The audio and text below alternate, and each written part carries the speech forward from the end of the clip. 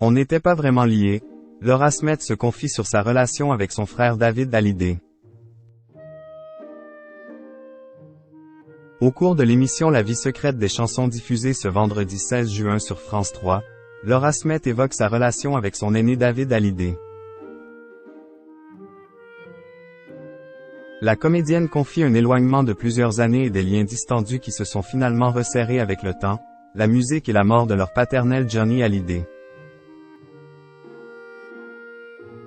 Tous deux enfants de Johnny Hallyday, Laura Smith et David Hallyday n'ont jamais vraiment grandi ensemble. Ce n'est que bien plus tard, notamment lorsque leur paternel fait face à des importants soucis de santé ou bien durant la guerre des H héritage survenue après la disparition du taulier Quill se retrouvent véritablement.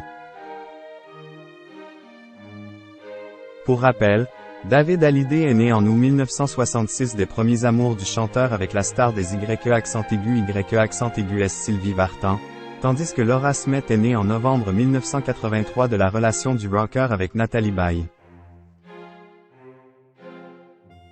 Lors du divorce de ses parents dans les années 1980, le premier s'installe à Los Angeles. La seconde vit à Paris avec sa mère comédienne.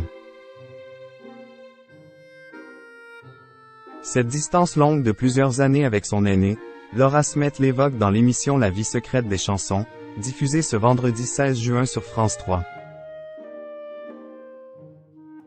David a grandi à Los Angeles, moi à Paris. Je pense que la première fois que j'ai un souvenir de lui, j'avais 14 ans. On n'était pas vraiment liés, confie-t-elle, comme le rapporte Télé Loisirs.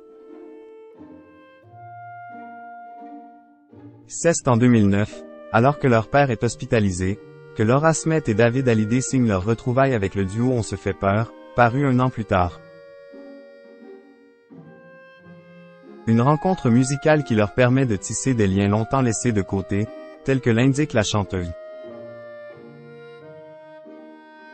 On devenait d'un seul coup vraiment frères et sœurs. C'était une manière, pour nous, de se serrer les coudes à ce moment-là, évoque d'abord Laura Smith. L'épouse de Raphaël Landry Javal poursuit. On devenait d'un seul coup vraiment frères et sœurs. Et je ne parle pas de demi-frère là. Pour moi, c'est vraiment mon frère.